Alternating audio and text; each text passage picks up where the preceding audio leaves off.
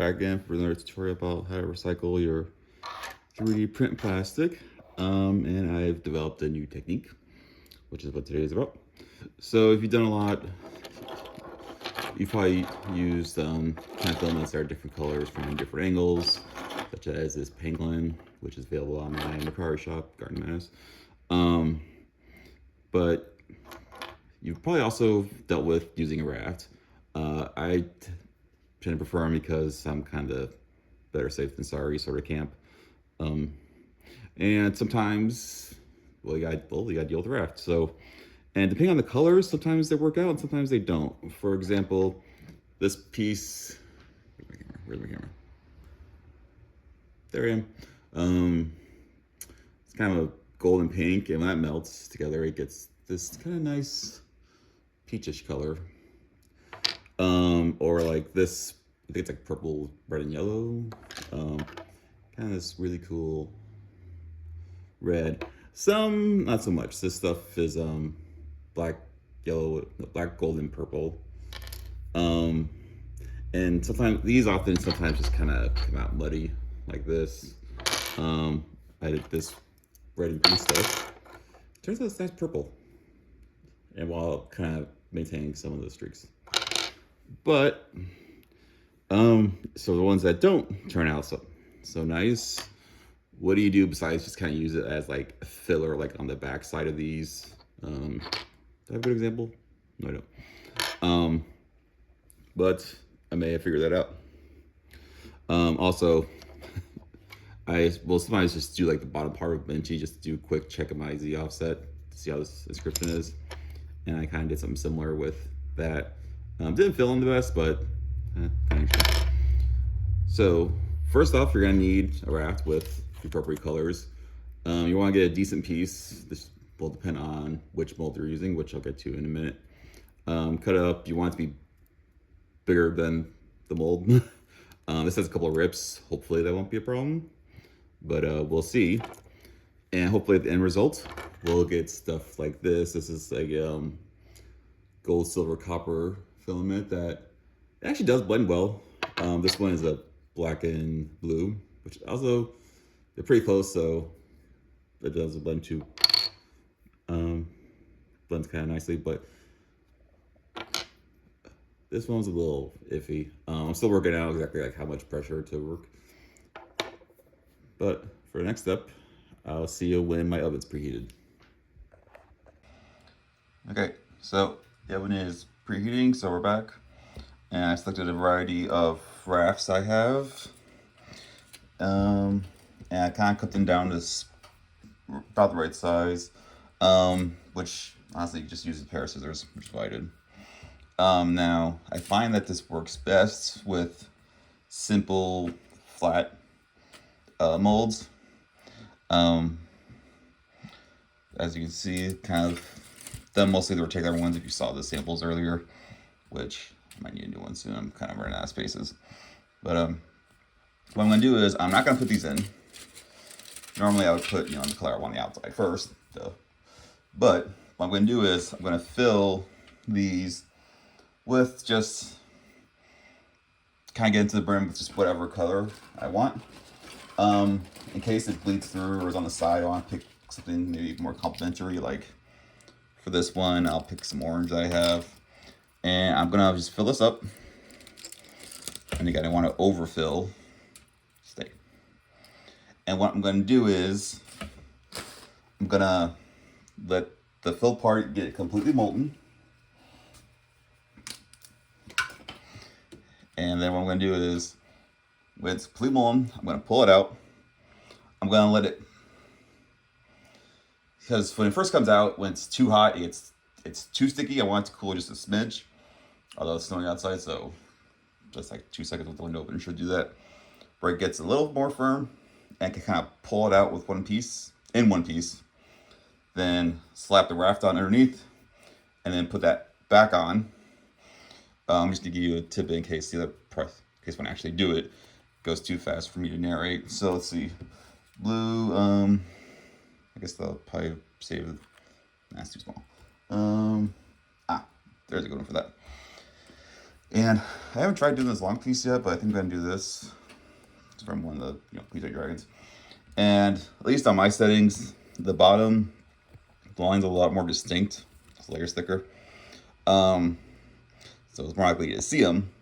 Now, if you want, which I've already done, you want to like mix it up. Like if you have a lot of one, try doing the small one, smaller line, see how that shows up. But let's see. So do the red for orange, this for that one. No, not with that big one for that one. What else is in the scrap bag?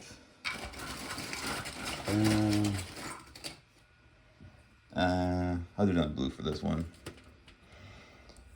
And do I want our skin to go down one more? I'll do one more. And if you want, this might be a good way to get rid of some colors you don't want. Like you got a lot of like grays or browns. I'll figure it out. I'm probably too bored. Alright, see when this stuff is molten. Okay, we're back. Everything's looking bubbly. Well, maybe. There we go. Sorry about the weird angle. Yeah, move quickly without bumping in. So anyway, so this overflowed and it's moving too much. I can tell it's too sticky. And every filament is different. That's also too sticky. This is the same stuff, so it's probably also sticky. This is a little better. So, although not perfect. Let me try to make sure I get all the little yeah, let's try that. There you go. Pick up all the little splotches so that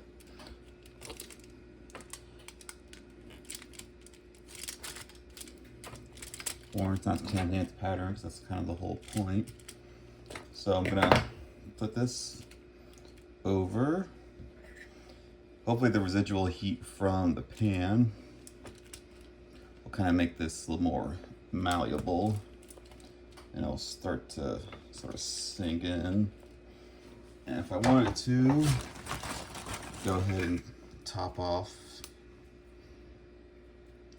with that. Hopefully that should be plenty, but we'll see. Let's check in on this blue. Nope, too sticky. This gray, okay, that gray is good. So I'm gonna put this. That one's kind of curled in the wrong direction, so hopefully that won't be a problem. Let it go. Oh, you guys, there you go. There, now you can see what I'm talking about. Hopefully this doesn't stick too much to the wrong spot.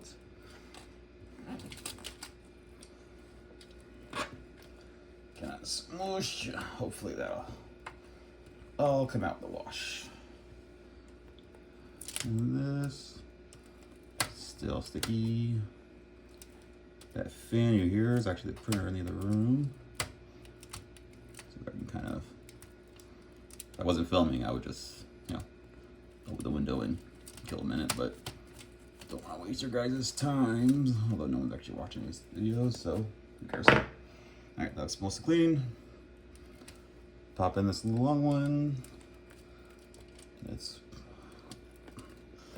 Don't try this at home, kids, without proper supervision, or if you're... I'm really surprised I have fingerprints at this point. I think I just haven't permanently burned them off. This, I'm gonna go ahead and just set this like over here, since I have that option. Since I don't have to worry about like little contamination from like these little bits. All right, so that's all looking good, hopefully. This will pop you in when it's time to unmold. So, pull these out of the oven, cool them. The only thing else was, as usual, check and push down and try to push out all the bubbles. Just be careful that you go like straight down and don't like swirl or move about. So let's do a live reaction. And that one's not that great. Let me turn on and do the light.